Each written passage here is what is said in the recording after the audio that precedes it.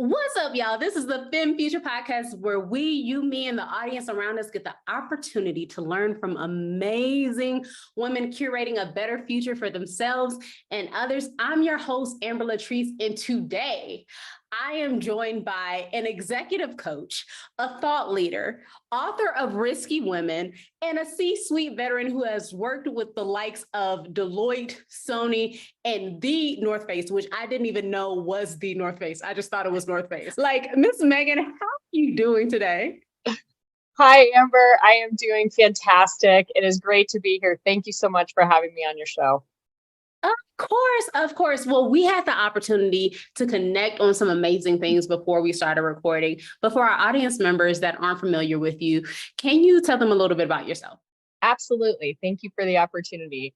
So I am a person who kind of straddles both worlds of being both an executive coach, but also being a C-suite leader in a company that requires me to kind of eat my own dog food, as they say. So right now I get hired in to help companies scale, bring their products to market, build their leadership team, and to make sure that they've got a great corporate culture to really grow their company.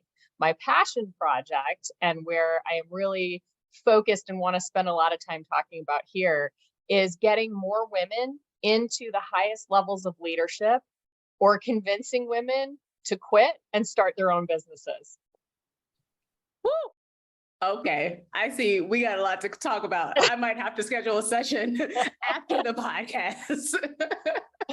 Totally. Wow, that's amazing. Okay, so thank you for letting us know where you are now. But here at the podcast, we like to get to know you a little bit better and take a deep dive into the past. Just kind of hop in our time machine and find out who you were when you were a little bit younger. So who was Megan at age 18?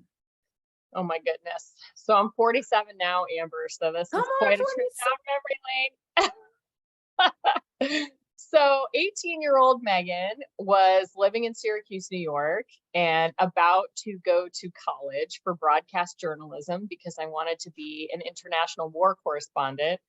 And there was a great communication school right there in my backyard in Syracuse, but I did not want to stay there. And so I headed toward Atlanta, the world of CNN, and I went to school at UGA for broadcast journalism. And I would say that version of me, pierced her nose, was really into sort of a gothic look, and just was trying to find myself, which I don't regret any of. I'd like to pierce it again in the future, but I really arrived there coming from a really small Catholic high school and a graduating class of like 70 people to an undergrad class of about 20,000 people. I really just wanted to be in that big pond.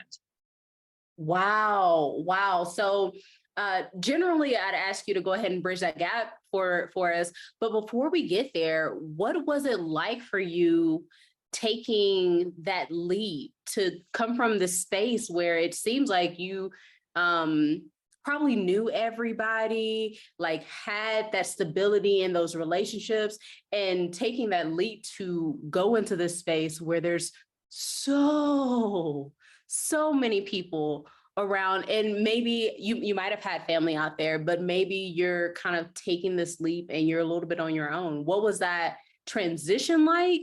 And what do you feel like gave you the courage to make the leap? That's such a great question, because it was really out of trial and tribulation that I feel like I was able to have the confidence to take that kind of a risk.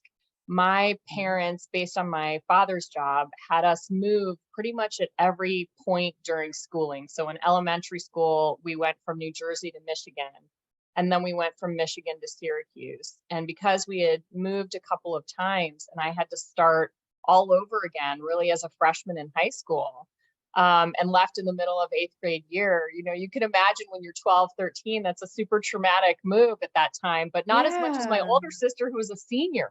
So yeah. No. Yeah. So basically, I think two things really saved me in those times. One is that I was a piano player, and music, just playing music, was a gift that I could give myself just to kind of stay tethered somewhat. And I would say that the relationships with my sisters and my family, I'm thankful, were very strong. And so we had that kind of internal familial network to lean into, which I'm grateful for. So I think that had already made me used to having to start over in a really difficult environment. And I think what I was excited for, my mother forbade me to apply for school out of state. So I thought I could just do it on the side and persuade my dad. And because she had family in Atlanta, I think that took a Okay. little bit of that sting out of it for her, for sure. So I was still a couple hours away, but I had, one string, that I could pull there, which made it feel a little bit safer for everybody. But honestly, Amber, the exhilaration of really never looking back, I just knew that there was something so much greater than high school. I just never felt like that was a place that really was conducive for me. I spent my high school years I feel with that. 30-year-old musicians hanging out. I did not feel like I Wow. fit in my age group at all. So college felt like a coming home for me. Wow. Wow. Okay. So you were initially in a smaller high school, you transitioned, you're in UGA and doing broadcast journalism. Can you tell us how 18-year-old Megan got from there to where you are now, the amazing mogul in the making, multi-hyphenate businesswoman that you are now? I love the word multi-hyphenate. I'm totally stealing that.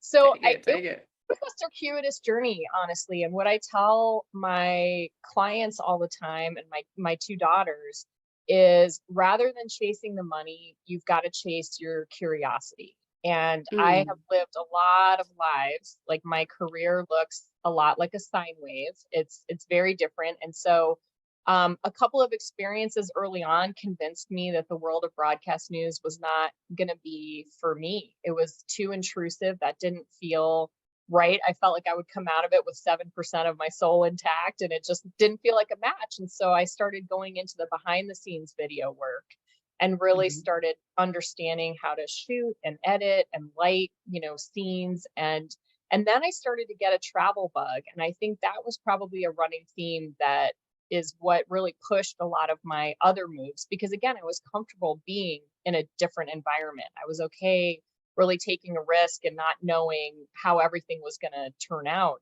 And so I went from that to wanting to live overseas. And so I made a huge mhm. career transition from, broadcasting and journalism and video production into the world of change management, which brought me to Germany and the UK and living as an expat and working all over the continent of Europe, and just giving me incredible experience doing large scale technology projects.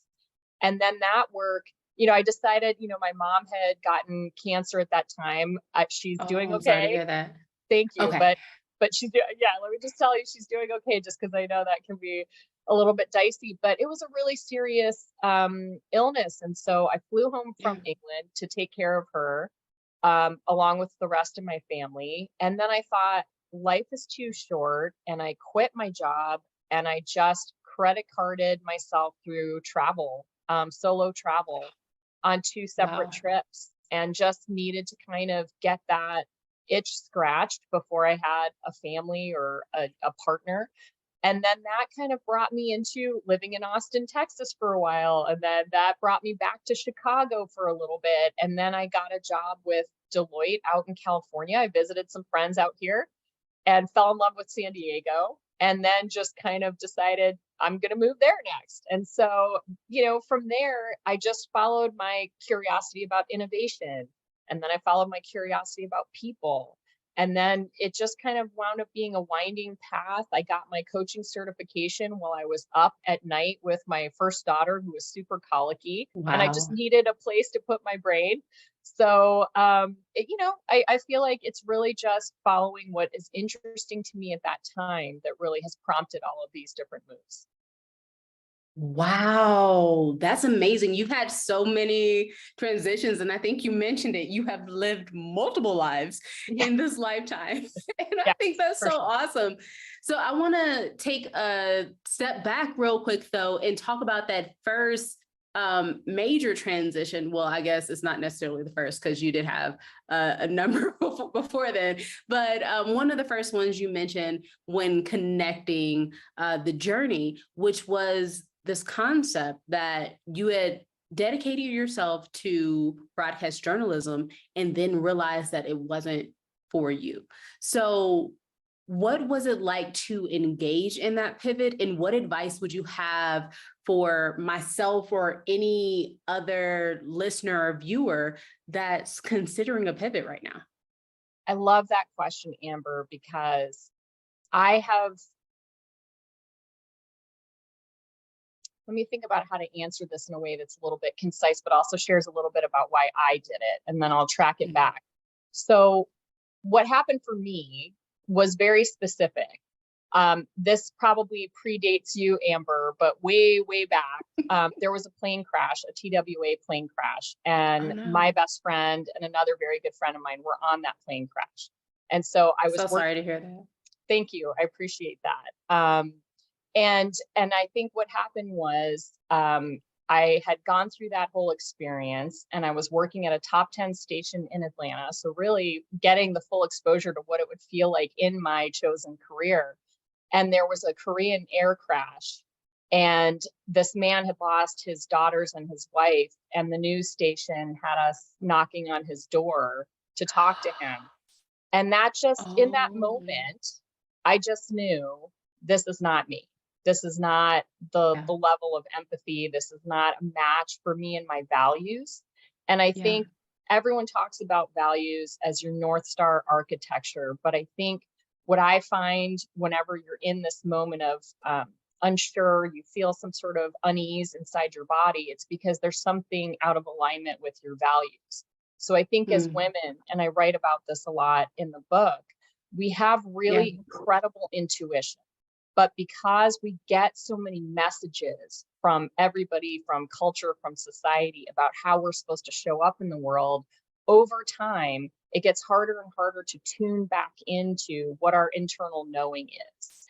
And so I think what drew me to mindfulness as a certification is that I realized personally, I get really disembodied. I get in my head a lot, and I don't jump back into my body to really feel, is this, and I'm going to credit the Conscious Leadership Group for this concept, but I love it. Is it a whole body yes?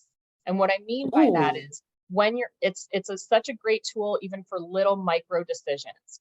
So when somebody asks you to do something, when you're considering a big change in your life, if you're tapping into your own self and you can feel your body saying yes, you're going toward it, you have a lighter feeling, it feels warm, then you know that you're on the right track.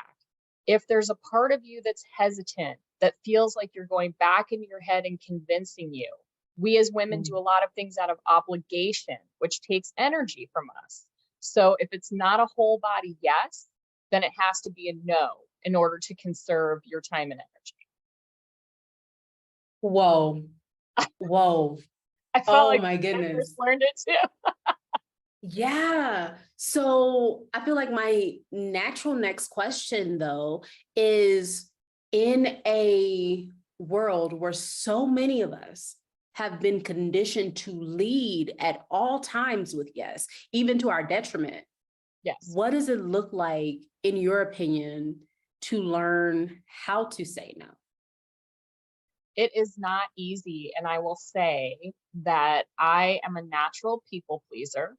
And I think what happens and how you have to train yourself to prepare for this, which is going to be very hard. And a lot of people are going to have a lot of things to say about it, right? Because women have an extra burden to carry that other people do not in terms of societal expectations. That's just a fact. Yeah. Right? So what it is. Right. So in this case, I think it really starts with your own physiology, because if you are in fight, flight, freeze, or there's another one, fawn, which can also be called, maybe a default instead of fight, flight, or freeze, it's when you go into people pleasing mode and then you're really doing things out of obligation. And for me, that comes down to a worthiness question. Am I worthy, Mm. right, of being enough if I'm not over serving the people around me? So Wow. this whole concept of you have to put on your own oxygen mask first sounds great, but that's Yeah. anathema to every single piece of information that we're given as women about what we're meant to do as caretakers. So I think we first have to decide that we are worthy of serving our own needs too. And I would say, I would go a step further and say first. So I think it's a practice. And the reason why I call it risk is because it's a skill that you can learn like anything else. And what starts you being able to say no to things and to focus on a whole body yes is to start with the small things where they're less weighty. So maybe you can't Mhm. yet tell your parents you don't want to come home for the holidays yet. Or maybe you can't tell your boss, hey, you're undervaluing me and I need a promotion. But what you can do is decide, I don't want to go to that social engagement. I don't want to spend time with this person that makes my energy feel drained every time I see them. So you start practicing. And as you trust yourself to know what you need, then it builds your confidence to be able to say no and yes to the bigger things that have more at stake. Wow.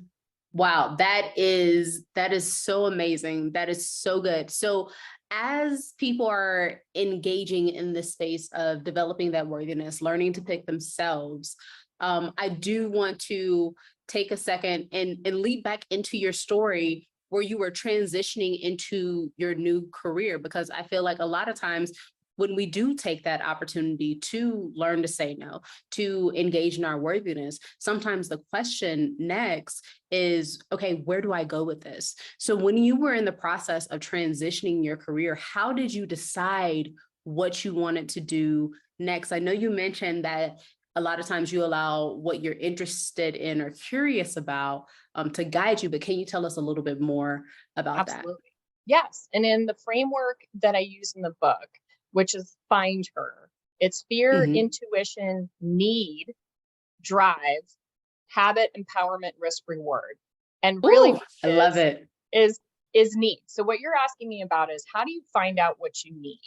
And I think we get really caught up in what we think we want, which is what keeps us in these pleasure driven things like material things. But really, what actually feeds our soul and what we need for growth is the thing that we Hmm. have to focus on that we want. But we also have to get comfortable with what am I trading off by doing this? And I love the language of trade offs because I think this language of you can have everything at all times is damaging because it's not true.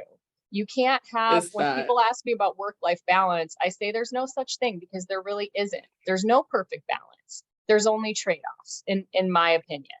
And I've never seen that. Agreed. Like, if you're slaying it over here, you're sacrificing over here, undoubtedly, right? 1000%. Yeah. So what I do is I typically, there's a couple of tools that I use that have been helpful for people if they're really starting with, I don't know what I want to say yes to. I'm a blank slate. I don't know. So what I have them do is I have them draw a pie and I have them Mhm. split it into the following slices. I have friends and family, finances, fire, fitness, and fifth element. And that fifth Mhm. element really is that thing that you do for yourself that has nothing to do with your relationships with anybody else. It's really that thing that kind of feeds you in a way. So I asked them to assign 100% to those pie slices, how it is today, Mhm.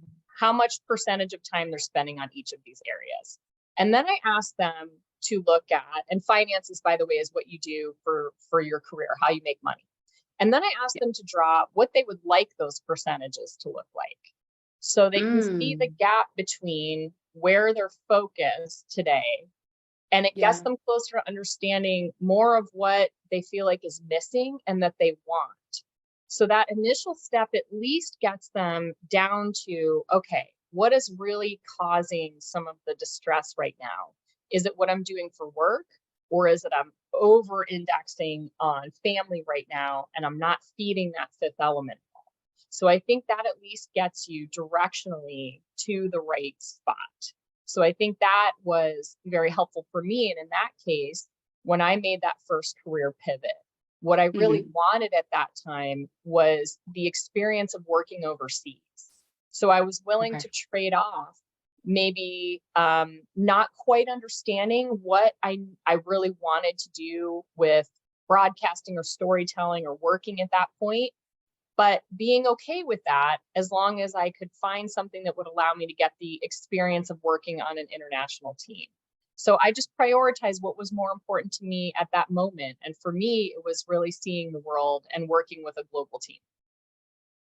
Wow. Wow. Okay. That is so amazing. And I'm loving these exercises, like loving them. So just quick question, how did you take all of these different experiences in life and discover that there was actually a methodology that you might have been implementing that you might not have even been aware of? Honestly, Amber, I was at another inflection point when I started writing this book, and I wrote the book I needed to read at that point. And that is what really forced Wow. me to go back. There wasn't anything that was helping me because you return to this model over and over again. Like there's no people I've Absolutely. ever met that feel like they can sustain that feeling of purpose and satisfaction through every moment, right? Our boats get rocked. It Exactly. happens. Life happens, circumstances happen. And because fear reintroduces itself during every part of the cycle, right? So it's not a linear model where you're like, here's fear, then there's intuition. No, you're like, fear, okay, I'm tuning back into my own intuition. And then you're like, wait, I'm afraid Mhm. again. And it kind of takes you out of so it's not a linear model, right? So Right. I think it it has to do with really the process of learning how to trust yourself again. And I think we get talked out of that a lot as women. And so, what this is really all about is building that trust with yourself and in your own risk taking and decision making so that you can also extend that trust to others, extend that trust to different circumstances. So, it really is coming back to home base and really making sure that we have that we're sturdy. I think sturdy is a great word for that we have that sturdiness internally so we can weather these different storms. Wow. So in the space of learning to trust yourself, what advice would you have for a listener that maybe one doesn't understand what trusting yourself actually is, and two, once they have an understanding, wants to learn how to trust themselves? It is not, it sounds so easy, right? Um, but it's not. And one thing that I do with clients, and I put this in the book too, and it's an exercise Mhm. that I think, again, as women, I think that we really undermine our successes, right? Yeah. We don't celebrate them in the moment enough. We don't go back and look at what we've been able to accomplish so far. And so Yeah. what I do, and the reason why I've wrapped everything up in risk and not Mhm. called it something else is because we need women to be comfortable using risk as an offensive strategy instead of as the defensive strategy we've been taught. So, and I promise I'll get to your question, Amber, but I think No, it's kind you're of good. You're good. lay the Build it base up. here. Yeah, so the baseline is when we come out of the womb, there are already judgments about people saying, you're so lucky you have girls, they'll take care of you when you get older, right? We've heard these, Wow. all of these phrases before, right? Yeah. So from the time we're in utero, we're already kind of having some expectations placed upon us.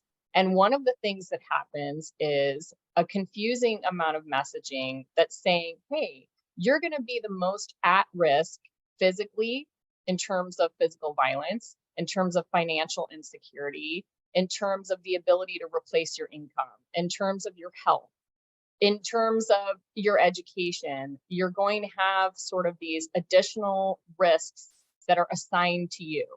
So you're learning how to be careful, like don't jump off that thing, you might hurt yourself. Carry your keys within your fingers so in case you need to Yeah. eye gouge somebody coming after you. So the whole time as women, we're being taught how to defensively protect ourselves against risk. So we become experts in risk mitigation. But the problem with that strategy is it only goes so far, because that also keeps us small. So what we have to do is take, right? So we've got to take in risk as a skill that's an offensive strategy. And we, as women, have a huge history of risk taking that we don't even think about. So I literally have people write a list, and I give them a series of questions already that I throw out there that show them that they're already a natural risk taker just by the nature of being a woman. So I ask them things like, have you ever been in a relationship? Did you know how that relationship was going to end when you first started it? No. Have you ever bought a house? When you went to school, did you change your major? Did you move? Did you raise somebody else's child as your own? Like, there's a million different micro things and major things that we have already done in our journey that we don't credit ourselves for. So I make them make a list. And then at the end of that list, they're like, oh, I've actually taken a hell of a lot of risk already. So it kind of de-risks the thought of taking future risks, because they can see even if things didn't turn out great, they did it, they survived, their head is still on their body. So it's not an unrecoverable situation. And I think that's the kind of mindset shift. It's a mindset shift, Amber. That's really the big game that we're playing with ourselves right now. Wow.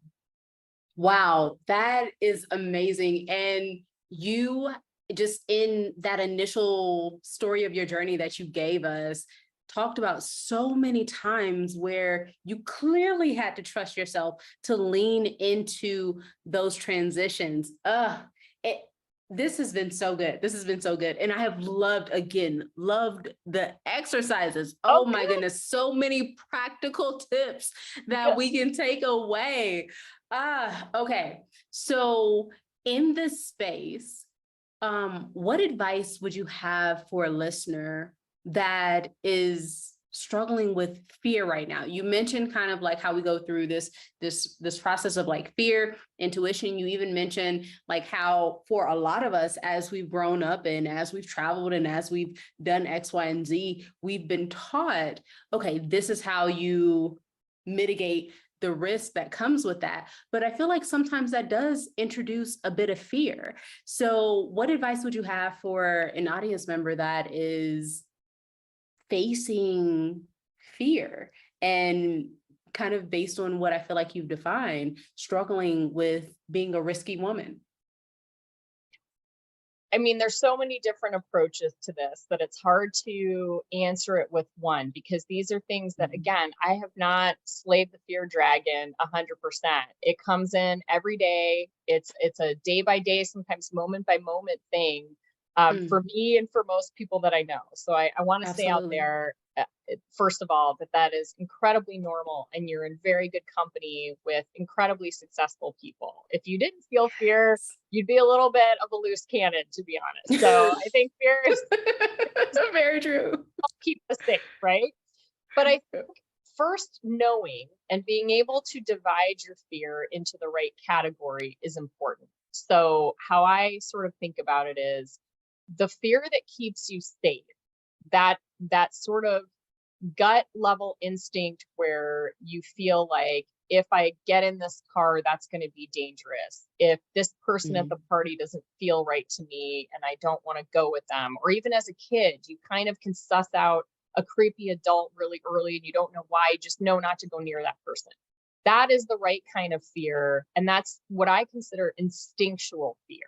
So you act without thinking, your body kind of takes over, and it just tells you, get the hell out. The problem is, our brains are not great at deciphering an actual threat to our bodily, an actual threat to our physical being, and what is a little bit more of like an existential threat. So to me, really understanding how to decipher between the two is important, because if you don't, then you can take the same sort of snarky, passive-aggressive email from a coworker at the same level in your brain and body chemistry as you would a physically scary situation. And that's not helpful, because what happens to your brain in those moments is your rational thinking, if you're in a triggered state or fight, flight, or fear, can be knocked offline for as much as 90 seconds. So you can do a lot of Mm. damage in 90 seconds if you're in a triggered state. So I think first is like, and we've all done it, right? We've fired off Yeah, that email without waiting. We've done the things, we've said the things out loud we wish we could immediately take back, right? So I think exactly.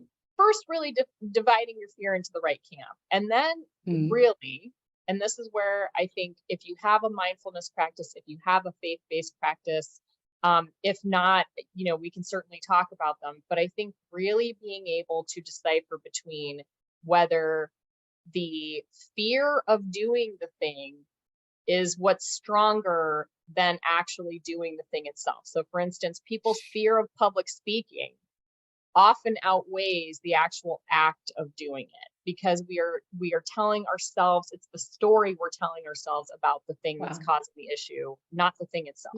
And our brains are terrible at estimating the fear and risk reward aspect of risk, right? So Yeah.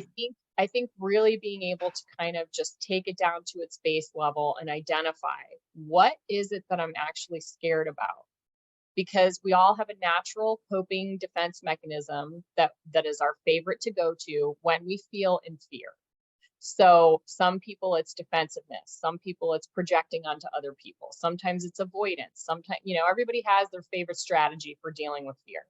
So if you are doing that thing where you're not operating like your best self, it's because you are trying to cover up or hide or numb out a fear. So my best advice is look under the bed, grab the monster so you know what you're looking at, you know what you're dealing with. Like pretending it's not there and laying scared in your bed does not Mhm. actually help you move forward. So that to me is the first risk, is what am I really actually afraid of here?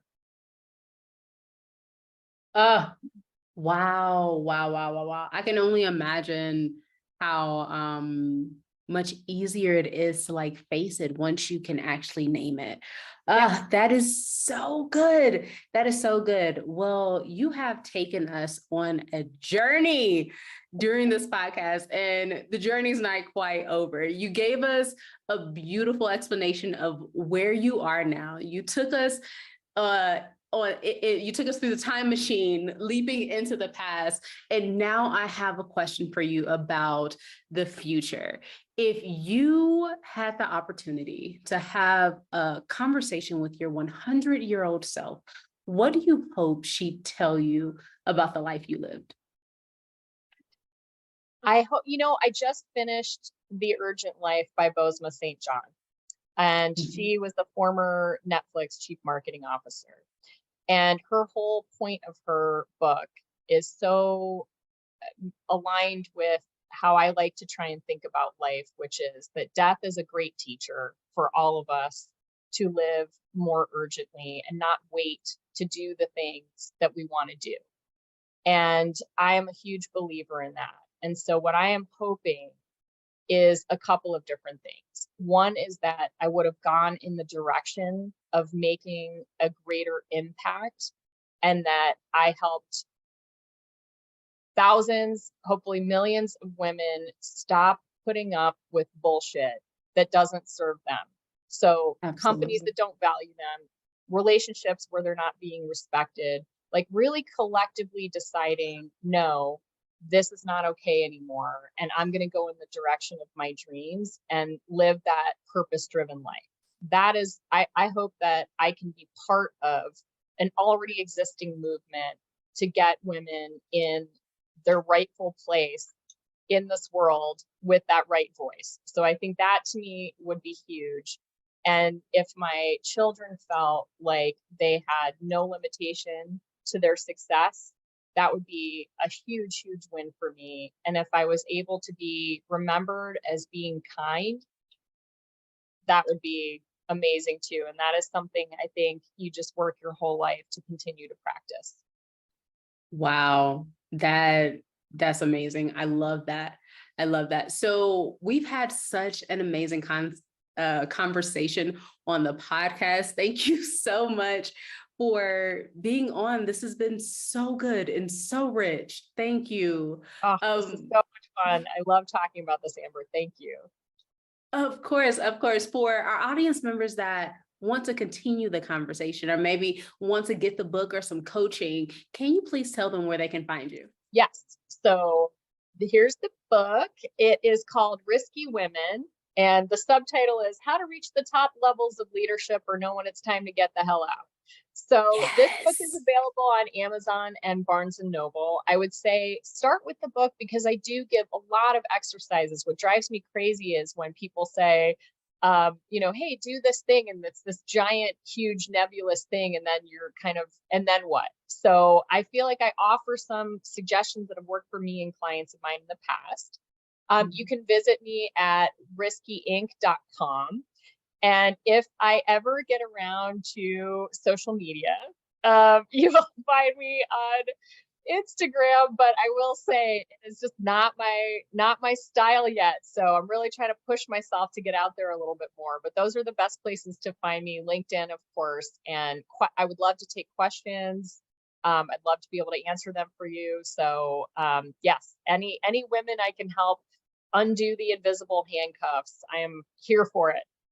I love it. I love it. Good stuff. I will be connecting and we will convert you to the dark side of social media also.